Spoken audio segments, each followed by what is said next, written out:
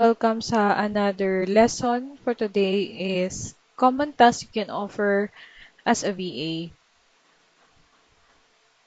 Example of task and services you can offer to clients is email management, calendar scheduling, and customer support.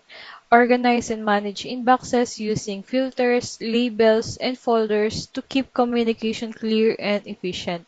Respond to emails professionally, follow up with clients or customers and handle basic inquiries on behalf of the business owners.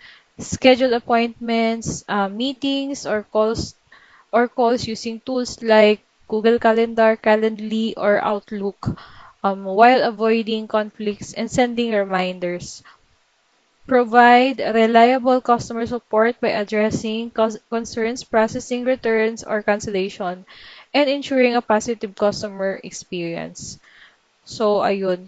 Um, if familiar kayo sa mga task na to, if you have Gmail or you have calendar scheduling, meron tayo sa mga phone natin. And if you have customer support experience, like kunyari dati na kayo nag-sales, so pwedeng-pwede ninyong ma-convert yan and magamit as working as a virtual assistant.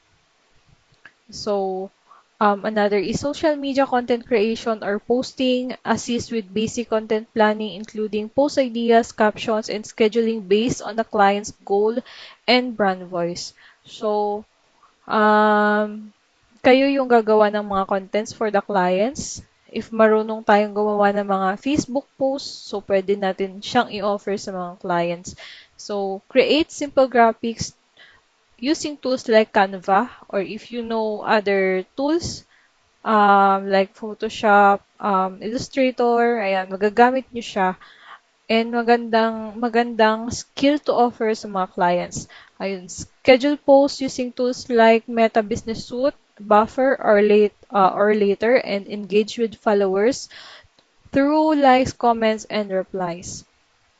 Maintain brand consistency and help grow the client's online presence with timely and relevant content. So, ayun, kung familiar kayo sa social media management, so pwede nyo siyang i-offer as a newbie kung wala pa kayong experience. So may mga client din tumatanggap ng mga virtual assistant kahit wala silang experience as a social media manager. Ayun, e-commerce support, product listings, inventory management, and customer messaging. So, creating of listings for platforms like eBay, Shopify, Amazon, or Etsy, or other platforms uh, na e-commerce sellers, yan, pwede natin siyang i-offer. Upload high quality images. Sa images, si client ang magbibigay niyan. Sa pricing, pwedeng i-research din natin yan. But mostly, si client na yung nagpa-price ng kanyang mga products. So, variation, shipping info, and ensure all listings are accurate and searchable. So, kailangan natin pag-aralan yung mga SEO words na ginagamit sa mga listings. So, pag-track and update ng inventory.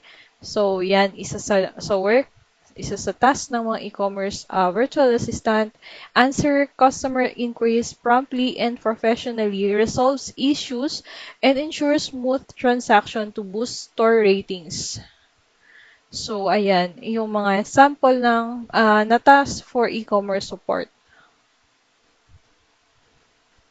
Also have other tasks that VAs can offer to the clients like admin support. Andyan na lahat yung mga data entry, document preparation, managing emails, calendars, organizing files, book travel, ayan. So, kung need ni client ng mga uh, services na yan, pwede mo rin i-offer sa kanila.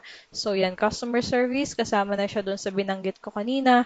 Bookkeeping and finance assistance, so invoicing, ayan, tracking expenses, preparing for financial reports, basic accounting tasks using tools like QuickBooks or Xero. So, ayan, kung gusto niyo siyang pag-aralan, if interested kayo, Sa bookkeeping, ayan, pwede kayong kumuha ng course about QuickBooks or Xero sa mga platforms like Udemy. So, ayan, may mga courses about dito sa QuickBooks. Ayan, website management. So, if familiar kayo gumawa ng mga website or mag-upload ng mga contents sa website.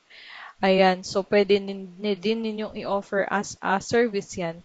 So, research and analysis, ayan, market research, competitor analysis, product research and sourcing, compiling reports and summary, ayan, events planning, ayan, may mga clients din na mga business owners na kailangan ng VA na ito yung mga tasks. So, managing events, ayan. Personal assistance, so depende kung ano yung kailangan ng client nila.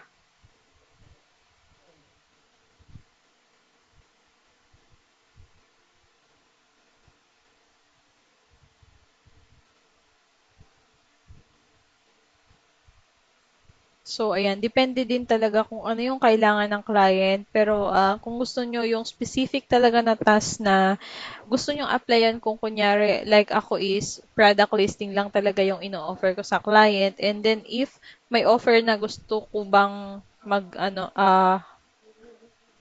mag-social media rin, ayan, so pwede. Tinatanggap ko din naman siya minsan, so it depend din sa inyo.